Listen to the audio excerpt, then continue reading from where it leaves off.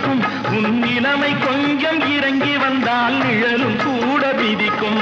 மதியாதார் தலைவாசல் மிதிக்காதே என்று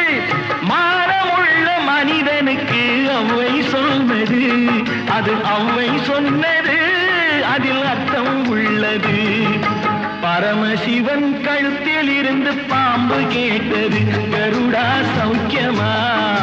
யாரும் இருக்கும் இடத்தில் இருந்து கொண்டார்